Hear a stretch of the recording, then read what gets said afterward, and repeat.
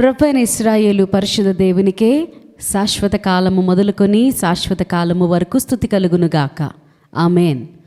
ప్రభునందు ప్రియులైన మీలో ప్రతి ఒక్కరికి మన ప్రభువైన యేసుక్రీస్తు శ్రేష్టమైన నామమున మా యొక్క హృదయపూర్వక వందనాలు తెలియజేస్తూ ఉన్నాం. గత వారాల్లో ఇర్మియా గ్రంథపు ధ్యానములో 1వ అధ్యాయం 1వ వచనము సందేశాన్ని ఆలకించాం. ఈరోజు ఇర్మియా గ్రంథం 1వ అధ్యాయములో నుండి 2వ వచనం ఆమోను గూర్చి మనం ధ్యానం చేసుకోబోతూ ఉన్నాం. దయచేసి మీ బైబిల్ గ్రంథాన్ని తెరిచి ఇర్మియా గ్రంథం 1వ అధ్యాయం 2వ వచనం చదువుతూ ఉండగా ఆలకించండి. ఆమోను కుమారుడైన యోషియా యూదాకు రాజై ఉండగా అతని ఏలుబడి 13వ సంవత్సరమున యెహోవా వాక్కు ఇర్మియాకు ప్రత్యక్షమాయెను. ఆమోను కుమారుడైన యోషియా. ఈరోజు మనము 14వ యూదా రాజు అయినటువంటి ఆమోను గూర్చి, యూదా రాజ్యమును గూర్చి కొన్ని విషయాలను మనం ధ్యానం చేసుకోబోతూ ఉన్నాం. ఈ ఆమోను రాజు 22 సంవత్సరాలకి అతడు రాజయ్యాడు. అంత మాత్రమే కాకుండా అతడు పరిపాలించినటువంటిది కేవలము 2 సంవత్సరాలు మాత్రమే. ఈరోజు ఈ విషయాలను మనం ధ్యానం చేసుకోబోతూ ఉన్నాం. ప్రభునందు ప్రియులారా, ఈ ఆమోను గూర్చినటువంటి విషయాలు మనం గమనిస్తే దాని కొరకు మనము మన బైబిల్ గ్రంథాన్ని తెరిచి దినవృత్తాంతాల గ్రంథం 2వ గ్రంథం 33వ అధ్యాయము నుండి 21వ వచనాన్ని చదివితే కొన్ని విషయాలను మనం గమనించగలం. ఆమోను ఏలనారంభించినప్పుడు 22 ఏండ్ల వాడై యెరూషలేములో 2 సంవత్సరం లేలెను. అతడు తన తండ్రి అయిన మనష్షే నడిచినట్లు యెహోవా దృష్టికి చెడు నడత నడిచెను. తన తండ్రి అయిన మనష్షే చేయించిన చెక్కుడు విగ్రహములన్నిటికీ బలులు అర్పించుచు పూజించుచు తన తండ్రి అయిన మనష్షే గుణపడినట్లు కాక యెహోవా సన్నిధిని పశ్చాత్తాపుడు కాకనో గుణపడకనో ఈ ఆమోను అంతకంతకు ఎక్కువ ద్రోహకార్యములు చేయుచూ వచ్చాను. తన తండ్రి అయిన మనష్షే చేయించిన చెక్కుడు విగ్రహములన్నిటినీ బలులు అర్పించుచు పూజించుచు అని వ్రాయబడి ఉన్నది. తన తండ్రి అయినటువంటి మనష్షే నడిచినటువంటి చెడు నడత, తన తండ్రి అయినటువంటి మనష్షే ఆరాధించినటువంటి విగ్రహారాధన గూర్చి మనము ప్రస్తావించబడినటువంటి ఈ సంగతులను మనం ఇప్పుడు వివరించుకుంటూ ఉన్నాం. ఈ మనష్షే యూదా రాజులందరిలో కూడా చాలా ఎక్కువ సంవత్సరాలే, దాదాపుగా 55 సంవత్సరాలు రాజులందరికంటే ఎక్కువ సంవత్సరాలు పరిపాలన చేసినట్లు మనం గమనించగలం. ఇక ఇతడు మోస్ట్ వికెడ్ కింగ్ అని మనం చెప్పుకోవచ్చు. యూదా రాజ్యములో ఓపెన్గా విగ్రహారాధన, దేవునికి అసహ్యమైనటువంటి కార్యాలు జరిగించిన వాడుగా ఆమోను తండ్రి మనష్షే కనబడతాడు. ఈ విషయాలను గురించి మనం పరిశీలన చేస్తే అతడు యెహోవా దృష్టికి చెడుతరము జరిగించుచు ఇశ్రాయేలీయుల ఎదుట నిలవకుండా యెహోవా వెళ్ళగొట్టిన జనములు చేసినట్లు హేయ క్రియలు చేశాడని మనం గమనించగలం. ఇక రాజుల గ్రంథం 2వ గ్రంథంలో 21వ అధ్యాయం 9వ వచనంలో పరిశీలన చేస్తే ఇశ్రాయేలీయుల ఎదుట నిలవకుండా యెహోవా లయము చేసిన జనములు జరిగించిన చెడుతనమును మించిన చెడుతనము చేయనట్లు మనష్షే వారిని రేపెను అని వ్రాయబడి ఉంది. 10వ వచనములో యూదారాజైన మనష్షే ఈ హేయమైన కార్యములను చేసి తన ముందున్న అమోరీలను మించిన చెడు నడత కనపరిచి తాను పెట్టుకున్న విగ్రహము వలన యూదావారు పాపము చేయుటకు కారుకుడాయెను.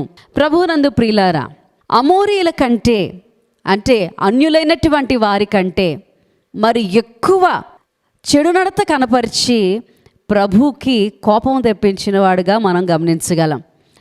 ఇక ప్రభు ఈ మనష్షే పరిపాలనలో ఎంతకాలమో ఆయన దుఃఖించారో, ఎంతకాలము ఈ మనష్షేని సహించారో, అతను జీవించినప్పుడు అతను చేసినటువంటి ఒక్కొక్క కార్యాన్ని గురించి మనము గనక మెన్షన్ చేసుకోవాల్సి వస్తే, తన తండ్రి అయినటువంటి హిజ్కియా పడగొట్టినటువంటి ఉన్నత స్థలాలను అతడు తిరిగి కట్టించి బయలుదేవతకు బలిపీఠాన్ని కట్టించి ఇశ్రాయేలు రాజైన అహాబు చేసినట్లు దేవతా స్తంభాలను చేయించాడు.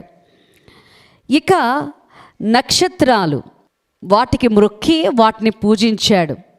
దేవుని యొక్క మందిరములో 2 శాలల్లో ఆకాశ సమూహాలకు అతడు బలిపీఠాలు కట్టించాడు. ఆకాశ సమూహం అంతయు ప్రభువుని మ్రొక్కుచూ ఉండగా, సూర్యుడు చంద్రుడు నక్షత్రములు ప్రభు యొక్క చేతి పనులై ఉండగా, అటువంటి నక్షత్రాలకు మ్రొక్కి పూజించడం, ఆకాశ సమూహాలు మందిరములోనే బలిపీఠాలు కట్టించి మ్రొక్కడం అనేది జరిగింది. ఇంకా పరిశీలన చేస్తే ప్రభునందు ప్రియులారా, దేవుడు ఆయన కోరుకున్న ఆయన నామాన్ని ఉంచినటువంటి యెరూషలేము యొక్క మందిరములో అతడు బలిపీఠాలను కట్టించాడు. అతని యొక్క కుమారుని అగ్నిగుండం దాటించాడు. జ్యోతిష్యాలు శకునాలు వాడుక చేసి యక్షిణీగాండ్రతో సోదెగాండ్రతో సాంగత్యం చేసి ప్రభువుకి ఎంతగానో కోపం తెప్పించాడు. ఆ కాలములో దేవుని యొక్క మందిరములో యెరూషలేములో అషేరా ప్రతిమను ఉంచాడు. ఇక ధర్మశాస్త్రమును గురించినటువంటి ఆలోచన కానీ తలంపు కానీ ఏమాత్రము ఆ కాలములో లేదు. ప్రభునందు ప్రియులారా, మనిషి యెహోవా దృష్టికి చెడునడత నడిచి యూదావారిని పాపములో దింపిందిగాక, యెరూషలేమును ఈ కొన నుండి ఆ కొన వరకు రక్తముతో నిండినట్లు నిరపరాధుల యొక్క రక్తాన్ని బహుగా ఒలికించాడు. When leader is in darkness, the nation perpetuated in darkness. దేవుని ప్రజలమైనటువంటి మనం ఆమోను తండ్రి అయినటువంటి మనష్షే గురించినటువంటి విషయాలు ఎందుకు చదువుకోవాలి, ఇవి ఎందుకు వినిపించాలి, మనం ఇవెందుకు ధ్యానం చేసుకోవాలంటే, అపోస్తలుడైన పౌలు కొరింథీయులకు రాసిన మొదటి పత్రిక 10వ అధ్యాయం 11వ వచనములో ఈ సంగతులు దృష్టాంతములుగా వారికి సంభవించి యుగాంతమందున్న మనకు బుద్ధి కలుగుటకై వ్రాయబడెను. ఆమోను కాలములోను మనష్య కాలములో సంభవించినటువంటి విషయాలు మనము నిశ్చయముగా ఈ యుగాంతమందు బుద్ధి కలగడం కోసం ఈ సంగతులు మనకు వ్రాయబడి ఉన్నాయి, వినిపించబడుతూ ఉన్నాయి. మనము దేవుని యొక్క వాక్యాన్ని శ్రద్ధగా ఆలకించాలి. ప్రభునందు ప్రియులారా, ఇప్పటి కాలంలో మనం చూస్తే ఆమోను ఎలాగైతే తన తండ్రి అయిన మనష్షే ప్రవర్తనను మానక అనుసరించాడో, అతడు చేసినటువంటి హేయక్రియలను చేశాడు. ఆ విషయాల గురించి మనం పరిశీలన చేస్తే ఇప్పటి కాలపు దేవుని ప్రజలమైన మనకు కూడా కొన్ని తప్పక స్పష్టమవుతాయి. మన జీవితంలో మార్చుకోవాల్సిన విషయాలు మనకు ప్రభు తెలియజేస్తారు. ప్రభునందు ప్రియులారా, నీ దేవుడైన యెహోవాను నేను తప్ప వేరొక దేవుడు నీకు ఉండకూడదు. పైన ఆకాశం అందే కానీ, క్రింద భూమి అందే కానీ, భూమి కింద ఉండు నెల ఎందే కానీ ఏ రూపాన్ని నువ్వు చేసుకోకూడదు, వాటికి సాగిల పడకూడదు, వాటికి నమస్కరించకూడదు అని ప్రభు వాక్యం సెలవిస్తూ ఉండగా, సృష్టికర్త అయిన దేవుడే మనందరి పాప పరిహారార్థమై ఈ లోకానికి రక్షకుడిగా ఉద్భవించాడు. మన ప్రభువైన యేసు ఆయన బెత్లెహేములో పశువుల తొట్టిలో పుట్టిన సందర్భములో ప్రభునందు ప్రియులారా, తూర్పు దేశపు జ్ఞానులు ఆ నక్షత్రాన్ని చూచి అత్యానందభరితులై ఇంటిలోనికి వెళ్ళి మరియను చూచారు. మన ప్రభువైన యేసుక్రీస్తు ఎదుట కానుకలు పెట్టి సాగిలపడి పూజించారు. ప్రభునందు ప్రియులారా, ఈరోజు ఈ కాలాలలో దేవుని గాక అది ఒకవేళ మన వర్క్ని కానీ, ఏ వ్యక్తిని కానీ, ఏ వస్తువును కానీ మనము ఎక్కువగా ప్రేమిస్తే అది విగ్రహారాధనే. ఆ విగ్రహారాధన మరణకరమైనటువంటి పాపము. ప్రభునందు ప్రియులారా, ఆకాశ సమూహాలను పూజించాడు మనష్షే అని మనము చెప్పుకున్నాం. నక్షత్రాలకు సాగిలపడి మ్రొక్కాడు, పూజించాడు అని మనం చెప్పుకున్నాం. ఈ విషయాల గురించి మనం మనసు పెడితే ఇప్పటి కాలములో దేవుని ప్రజలు సైతము ఆస్ట్రాలజీకి ఎంతో కొంత ప్రాధాన్యత ఇస్తూనే ఉన్నారు. ఇంకా గమనిస్తే ఈవెల్ ప్రాక్టీసెస్ మనం గమనించవచ్చు. ఇటీవల కొన్ని రోజుల క్రిందట ఒక వ్యక్తి తన జీవితంలో జరిగిన ఒక విషయాన్ని చెప్తూ ఉన్నాడు. తన ఊర్లో నుంచి మంత్రించినటువంటి ఒక నిమ్మకాయను తీసుకుని వచ్చాడు. తీసుకొచ్చి భార్యాభర్తలు ఇద్దరు ఇష్టపూర్వకంగానే తమ ఇంట్లో ఉంచుకున్నారు. వారు ప్రతి వారము కూడా మానక దేవుని సన్నిధికి మందిరానికి వెళుతూ ఉన్నప్పుడు ఆ పూజ చేయబడినటువంటి నిమ్మకాయని పడేయాలని ఇద్దరికి కూడా ఆలోచన వచ్చి ఇక భర్త తీర్మానం చేసుకొని దాన్ని తీసుకుని వెళ్ళి బయట పడవేశాడు. ఆ బయట పడవేసేటువంటి ఆ క్షణాల్లోనే, ఆ కొన్ని నిమిషాల్లోనే చీకటి శక్తుల ప్రభావం చేత అతడు ఇంటికి వచ్చి తన యొక్క స్వభావ లక్షణం చాలా మౌనంగా ఉంటాడు, మితభాషి. అయితే ఆ పడేసిన వెంటనే దానిలో ఉన్నటువంటి చీకటి శక్తుల ప్రభావం, అంధకార శక్తుల ప్రభావం చేత ఇంటికి వచ్చి తన భార్యను బాగా కొట్టేశాడంట. ఇక గోడకేసి తల కొట్టేస్తే చిన్న హోల్ పడి అలాగనే ఫేస్ అంతా కూడా గాయాలైపోయి జ్వరం వచ్చేసి అనేక దినాలు కాయలా పడిపోయి ఇటీవలే దేవుని యొక్క మందిరానికి వచ్చి ప్రార్థన చేయించుకోవడం వలన చీకటి శక్తుల ప్రభావం నుండి విడుదల పొంది ఇద్దరు సమాధానము కలిగిన వారే ప్రభు యొక్క సన్నిధిలో మరి సమాధానముతో జీవిస్తూ ఉన్నారు. ఇక ప్రభునందు ప్రియులారా, మనం గమనిస్తే మనిషి చేసినటువంటి చర్యలో అతడు జ్యోతిష్యాలు శకునాలను వాడుక చేశాడు. యక్షిణీగాండ్రతో శోధగాండ్రతో సాంగత్యం చేశాడు. ఇప్పటి కాలంలో చూస్తే దేవుని ప్రజలమైన మనలో చాలామంది కూడా జ్యోతిష్యాల మీద మక్కువ, శకునాలు చూసేటువంటి పరిస్థితి.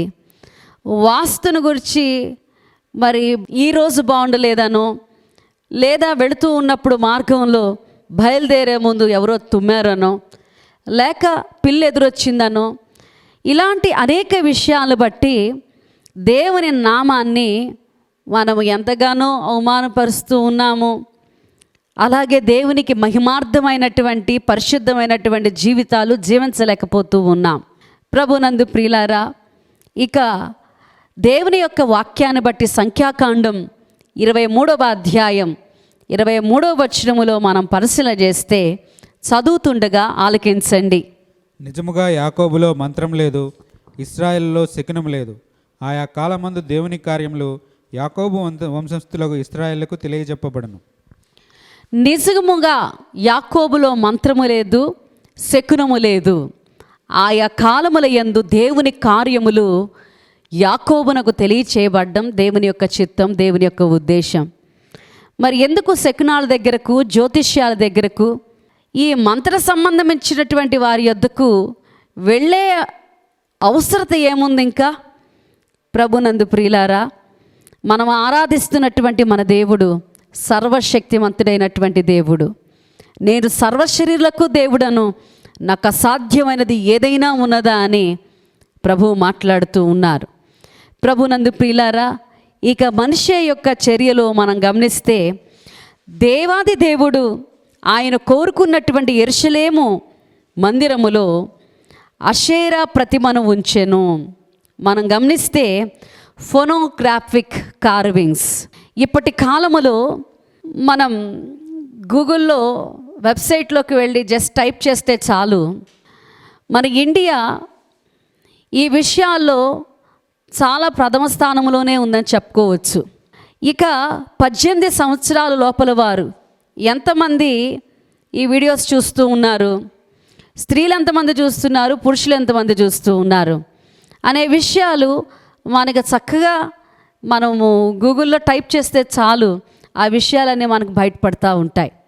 ప్రభునందు ప్రియులారా, ఈరోజు మొబైల్ అనేది ఇక బాడీలో ఒక పార్ట్ అయిపోయింది. సెల్ ఫోను, జస్ట్ ఆ సెల్ ఫోన్లో ఆ పాస్వర్డ్ కడితే చాలు, మన ప్రమేయం లేకుండా ఆటోమేటిక్గా వస్తున్నటువంటి వీటిని చిన్న చిన్న పిల్లలు చూడడం వలన వారి భవిష్యత్తు ఏమైపోతుందో అని పెద్దలు, తల్లిదండ్రులు ఆందోళన పడుతూ ఉన్నారు. ఒక యవనస్తురాలు వారి చేతిలో సెల్ ఫోన్ ఉంటే ఏం చూస్తున్నారో వీళ్ళని తల్లిదండ్రులు వారిని కాపలా కాసేటువంటి భయానకమైనటువంటి పరిస్థితులు లేకపోలేదు. అప్పటి కాలపు మనిషి కాలములో అతడు దేవుడు కోరుకున్నటువంటి యెరూషలేము యొక్క మందిరములో అషేరా దేవత సంబంధించినటువంటి చీకటి శక్తుల ప్రభావం ఇప్పుడు బాగానే లోకములో ప్రభావితం చేస్తుంది. దేవుని ప్రజలు సైతము వీటికి లొంగిపోతున్నటువంటి అనేకమైన బలహీనమైనటువంటి పరిస్థితులు మనలో ప్రతి ఒక్కరము గమనించడానికి ప్రభు ఈ వాక్యం ద్వారా, సందేశం ద్వారా మనల్ని దర్శిస్తూ ఉన్నారు. ప్రభునందు ప్రియులారా, లోకం ఎక్కడికి వెళ్ళిపోతుందో, ప్రపంచం ఏమైపోతుందో, అనైతిక జీవిత సంబంధమైనటువంటి శైలిలో ఇక విలువలు అనేటువంటివి లేనటువంటి పరిస్థితి. కల్చర్ బికేమ్స్ ఎ రిలీజియన్. ప్రతి ఒక్కరు కూడా చాలా ఫ్రీగా లైఫ్ని లీడ్ చేయడానికి ఇష్టపడుతూ ఉన్నారు.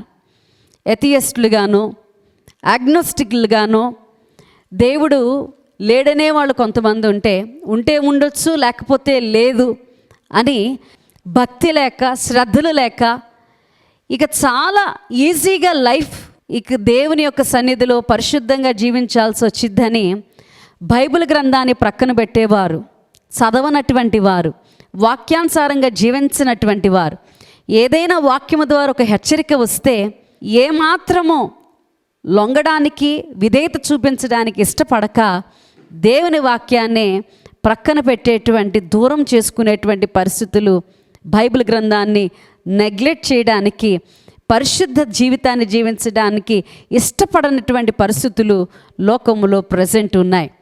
చాలామంది ఇప్పటి కాలంలో దేవుని ప్రజలు వాక్య సందేశాలు సోషల్ నెట్వర్క్ ద్వారా, ఆయా మీడియా సంబంధించినటువంటి పరికరాల ద్వారా బహుగా వినిపిస్తూ ఉండగా ఇక వాక్యం చదివేటువంటి అవకాశం అవసరం లేదు, వాక్యము ధ్యానించాల్సిన అవసరం లేదని ఈ రోజుకు సరిపోయినంత వాక్యాన్ని నేను ఫోన్లో విన్నాను, టీవీలో విన్నాను, రేడియోలో విన్నాను, ఇక వింటూ ఉన్నాను చాలని చెప్పి సరిపెట్టుకునేవారిగా ఉంటూ ఉన్నారు.